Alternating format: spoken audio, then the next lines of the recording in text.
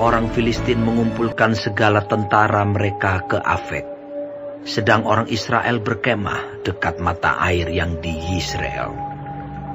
Maka ketika raja-raja kota orang Filistin berjalan lewat dalam pasukan-pasukan 100 dan 1000, dan ketika juga Daud beserta orang-orangnya berjalan lewat di belakangnya bersama-sama dengan Akhis, berkatalah para panglima orang Filistin itu, "Apa gunanya orang-orang Ibrani ini?" Jawab Akhis kepada para panglima orang Filistin itu, "Bukankah dia itu Daud, hamba Saul, Raja Israel, yang sudah 1-2 tahun bersama-sama dengan aku, tanpa kudapati sesuatu pun kesalahan padanya, sejak saat ia membelot sampai hari ini?" Tetapi para panglima orang Filistin itu menjadi marah kepadanya, serta berkata kepadanya, "Suruhlah orang itu pulang, supaya ia kembali ke tempat yang kau tunjukkan kepadanya. Dan janganlah ia pergi berperang bersama-sama dengan kita, supaya jangan ia menjadi lawan kita dalam peperangan. Sebab dengan apakah orang ini dapat menyukakan hati tuannya, kecuali dengan memberi kepala-kepala orang-orang ini? Bukankah dia ini Daud yang dinyanyikan orang secara berbalas-balasan sambil menari-nari demikian? Saul mengalahkan beribu-ribu musuh, tetapi Daud berlaksa-laksa."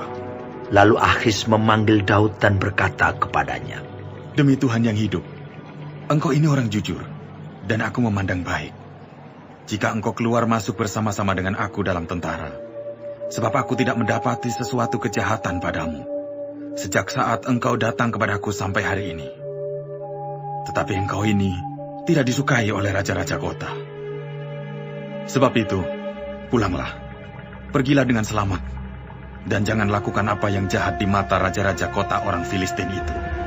Tetapi Daud berkata kepada Akhis, "Apa yang telah kuperbuat, dan kesalahan apa yang kau dapati pada hambamu ini, sejak saat aku menjadi hamba kepadamu sampai hari ini, sehingga aku tidak boleh ikut pergi berperang melawan musuh Tuanku Raja?"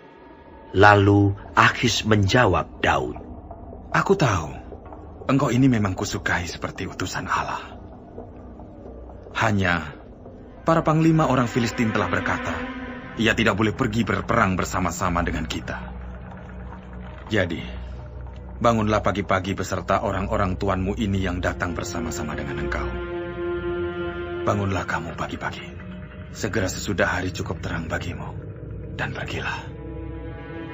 Lalu bangunlah Daud dan orang-orangnya pagi-pagi untuk berjalan pulang ke negeri orang Filistin, sedang orang Filistin itu bergerak maju ke Yisrael.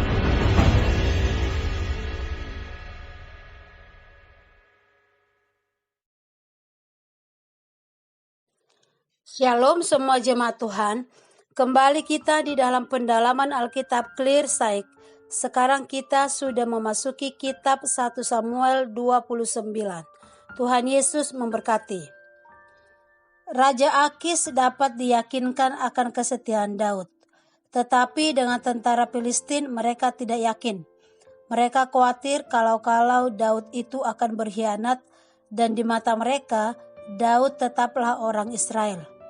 Meyakinkan kesetiaan itu tidak semudah yang kita pikirkan.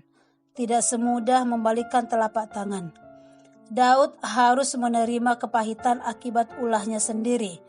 Untuk meyakinkan kesetiaan kita, berbagai cara dapat kita tempuh. Tetapi untuk meyakinkan kesetiaan kita kepada Tuhan, hanya dengan cara menaati perintah-perintahnya.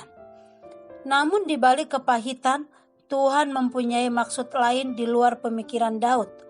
Penolakan orang Filistin merupakan cara Tuhan untuk menyelamatkan Daud dari dosa mengkhianati bangsa dan keluarganya sendiri. Tuhan mampu mengubah yang pahit menjadi manis, yang lemah dibangkitkan, yang susah dibahagiakan atau dihibur. Dia Tuhan bisa meluputkan kita dari dilema yang seakan-akan kita rasa tidak ada jalan keluarnya. Karena Dia Tuhan memiliki rancangan tertentu di dalam hidup kita masing-masing yang tidak akan dibiarkannya dikacaukan oleh karena kelemahan kita. Tetapi bukan berarti kita boleh hidup sembarangan, berpikir Tuhan nanti akan membereskannya. Tidak juga demikian. Kita harus belajar untuk tidak mengulangi kesalahan lama, apalagi sampai mengulanginya berkali-kali. Kita harus belajar untuk lebih mempercayakan diri kita kepada Tuhan dan biarkan Tuhan yang mengatur hidup kita. Amin. Tuhan Yesus memberkati.